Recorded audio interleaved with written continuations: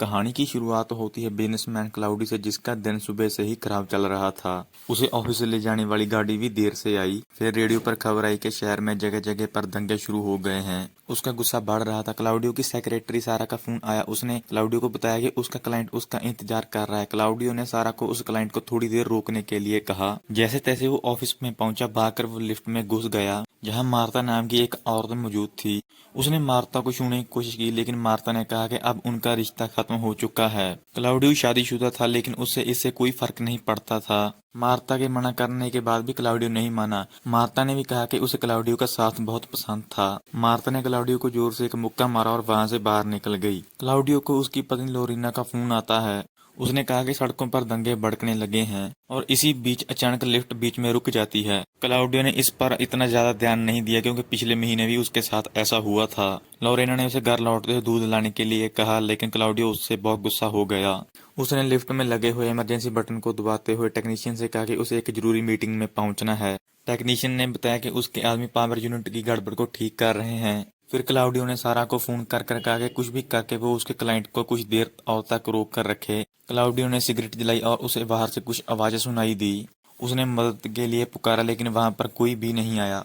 उसका गुस्सा बढ़ रहा था। उसने फिर से टेक्नीशियन से बात की, लेकिन टेक्नीशियन ने कहा कि किसी गड़बड़ी के कारण वो अपने आदमियों से भी बात नहीं कर पा रहा है। जब क्लाउडियो ने खुद उन आदमियों को फोन किया तो उन्होंने बताया कि हमें भी समझ नहीं आ रहा कि गड़बड़ कहाँ पर है। फोन कट जाता है और उसने अपने आप ही बाहर निकलने का फैसला किया। उसने अपना कोट उतारा और लिफ्ट का दरवाजा खुद ही खोलने की कोशिश करने लगा। काफी जोर लगाने के बाद वो पहला दरवाजा खोलने में कामयाब हो जाता है, लेकिन दूसरा दरवाजा बीच में कहीं अटक गया और वो थोड़ा ही खोल पाया।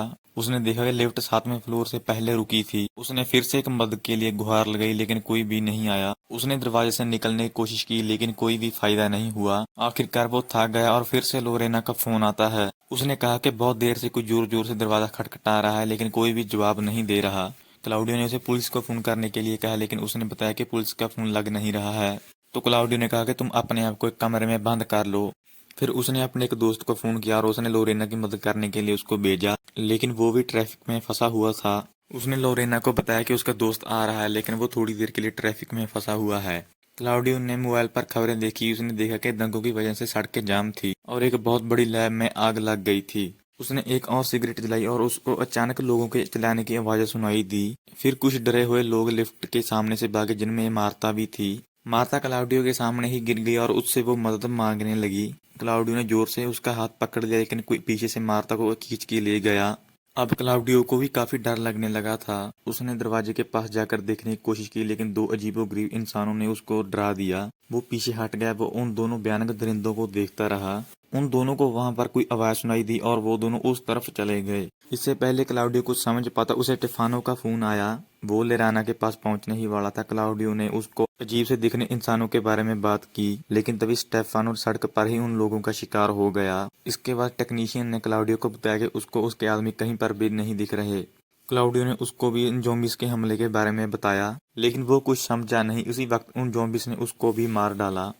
क्लाउडियो रोने लगा और उसने फिर लोरेना और सारा को फोन किया, लेकिन किसी ने भी फोन नहीं उठाया। बाद में सारा ने क्लाउडियो को फोन करके बताया कि वो एक कमरे में बंद है। उसी वक्त पीछे से एक ज़ॉम्बी ने क्लाउडियो की गर्दन पकड़ ली। जद्दोजहद के बाद क्लाउडियो अपनी गर्दन छुड़ाने में कामयाब रहा। उसने लिफ्ट से एक लोहे की पाइप ले ली, जिसकी मदद से उसने उस ज़ॉम्बी को मार डाला। फिर उसने उस पाइप की मदद से उस ज़ॉम्बी को दरवाजे से दूर धकेल दिया। जमीन पर खून बढ़ता जा रहा था, इसलिए उसने कुछ कागजों से उसे ढक दिया। उसे बाहर से आवाज सुनाई दी। उसने अपने हाथ में पाइप उठा ली। इस बार बाहर ज़ॉम्बी नहीं, उसकी कलीग सिल्विया थी। क्लाउडियो ने उसे दरवाजा खोलने में मदद करने के लिए कहा, लेकिन दो लोगों से वो दरवाजा नहीं खुला। क्लाउडियो के हाथ से पाइप गिर गई। उसके शोर की वजह से ज़ॉम्बी उनकी तरफ आने लगे। सिल्विया ने अंदर घुसने की कोशिश की, लेकिन वहां पर जगह बहुत कम थी। आखिरकार वो ज़ॉम्बीज़ के आने से पहले ही भाग निकली। उसके जाने के बाद एक ज़ॉम्बी ने क्लाउडियो के पास पहुंचने की कोशिश की, लेकिन पीछे से सिल्विया ने एक गोल्फ स्टिक की मदद से उसको मार डाला। पीछे से दो ज़ॉम्बियों ने सिल्विया को पकड़ लिया और क्लाउडियो के सामने ही उसे खत्म कर दिया। फिर क्लाउडियो ने खबर पड़ी कि आर्मी लोगों की मदद में जुटी हुई है। उसने लोरेना को फोन किया, लेकिन जब कोई जवाब नहीं मिला तो वो रोने लगा। अचानक लोरेना ने फोन उठाया। वो भी ज़ॉम्बी का शिकार हो गई। अपनी पत्नी को खोने से क्लाउडियो एकदम टूट गया। उसे एक ज़ॉम्बी दिखाई दिया। वो गुस्से से उसे चिढ़ाने लगा। थोड़ी देर में वहां पर और ज़ॉम्बीज़ भी आ गए, लेकिन क्लाउडियो ने उनको पाइप की मदद से मारना शुरू कर दिया। तभी उनकी नज़र सारा पर पड़ी। सभी ज़ॉम्बी सारा के पीछे भागने लगे। सारा भी उन ज़ॉम्बी के हाथों मारी जाती है। अचानक लिफ्ट में लाइट चली जाती है। क्लाउडियो को बाहर गोलियां चलने की आवाज़ सुनाई दी। एक एक करके ज़ॉम्बीज़ मारने लगे। क्लाउडियो ने फिर से मदद के लिए आवाज़ लगाई। तभी मार्सेलो नाम का पुलिस वाला उसके पास आया। उसने देखा क्लाउडियो जख्मी नहीं था। पीछे से उस पर ज़ॉम्बियों ने हमला किया तो उसने अपनी राइफल से आसानी से उन ज़ॉम्बीज़ को खत्म कर दिया। उसने लिफ्ट का दरवाज़ा खोलने की कोशिश की लेकिन वो नाकामयाब रहा। इसके बाद उसने जनरेटर ठीक करने का फैसला किया। वो क्लाउडियो को एक वॉकी टॉकी और बंदूक देकर निकल पड़ा। रास्ते में उसने फिर से ज़ॉम्बियों को खत्म किया लेकिन आगे जाकर रास्ते में बहुत सारे सामान का ढेर लगा हुआ था। वहां से निकलना बहुत मुश्किल था। तभी क्लाउडियो को याद आया कि वहां पर काम चल रहा है, वहां से छत पर पहुंचा जा सकता है। तभी कुछ ज़ॉम्बीज़ ने मार्सेलो को फिर से देख लिया लेकिन मार्सेलो छिपता-छिपाता वहां से निकल गया। मार्सेलो ने छत तक पहुंचकर जनरेटर चालू कर दिया। लिफ्ट में लाइट तो आ गई थी लेकिन दरवाजे फिर भी बंद नहीं हुए। क्लाउडियो ने फोन की लाइट जलाकर देखा कि दरवाजे में कुछ अटका हुआ था जिस वजह से वो बंद नहीं हो पा रहा था। उसने अपने हाथ से निकालने की कोशिश की लेकिन उसका हाथ वहां तक पहुंच नहीं पाया। अचानक एक ज़ॉम्बी उस पर झपटा। क्लाउडियो ने अपनी बंदूक से उस पर गोली चलाई और उसको खत्म कर दिया। उसके बाद एक एक करके कई ज़ॉम्बी वहां पर आने लगे और वो एक एक करके गोलियों से सबको मारने लगा। अंत में उसे इस सब का काफी दुख था क्योंकि उसमें उसके ऑफिस के करीबी दोस्त भी थे। लेकिन मार्सेलो ने समझाया कि उसके दोस्त अब ज़ॉम्बी बन चुके थे, इसलिए क्लाउडियो ने जो किया वो सही था। उसे वॉकी टॉकी से ज़ॉम्बियों की आवाजें आई और मार्सेलो से संपर्क टूट गया। अब क्लाउडियो से और सहन नहीं हो रहा था। अब वो इतना परेशान हो गया था कि वो जोर जोर से चिल्लाने लगा और उसकी आवाज़ सुनकर कई ज़ॉम्बीज़ लिफ्ट में घुसने की कोशिश करने लगे। तभी अचानक उसे लिफ्ट की छत से मार्सेलो की आवाज़ सुनाई दी। उसने क्लाउडियो को लिफ्ट की छत तोड़ने को कहा ताकि मार्सेलो उसके अंदर आ सके। क्लाउडियो ने पाइप की मदद से लिफ्ट की छत का एक हिस्सा तोड़ दिया और मार्सेलो लिफ्ट में घुस गया। उसने बिना समय गवाए एक एक ज़ॉम्बी को राइफल से उड़ा दिया। इसके बाद वो दोनों थक कर जमीन पर बैठ गए और क्लाउडियो ने देखा कि मार्सेलो की टांग पर एक ज़ॉम्बी ने काट लिया था। फिर उन दोनों ने सिगरेट जलाई और क्लाउडियो ने मार्सेल से पूछा कि ये सब शुरू कैसे हुआ। मार्सेलो ने बताया कि किसी ने ये वायरस बेच दिया और यहीं से ये फैलना शुरू हो गया। ये वायरस अब इतना फैल गया है कि कोई भी इसे कंट्रोल नहीं कर सकता। थोड़ी देर बाद मार्सेलो ने अपनी बंदूक में गोलियां भरते हुए कहा कि अब वो कुछ देर आराम करेगा और जैसे ही वो सो जाए तो क्लाउडियो को उसे मारना होगा क्योंकि उसे ज़ॉम्बीज़ ने काट लिया था, इसलिए वो कुछ ज़ॉम्बी नहीं बनना चाहता था। क्लाउडियो ने बंदूक लेने से साफ मना कर दिया और इसी बात पर उन दोनों में लड़ाई हो गई। कुछ देर बाद मार्सेल सो चुका था लेकिन क्लाउडियो में उसे मारने की हिम्मत नहीं थी। मार्सेलो की टांग से पास निकलने लगी लेकिन जब वो ज़ॉम्बी बनकर उठा तो उसके सर पर खून सवार था। क्लाउडियो ने उसे बात करने की कोशिश की लेकिन मार्सेल उसे मारने के लिए उस पर कूद पड़ा। आखिरकार अपनी जान बचाने के लिए क्लाउडियो को उस पर गोली चलानी पड़ी।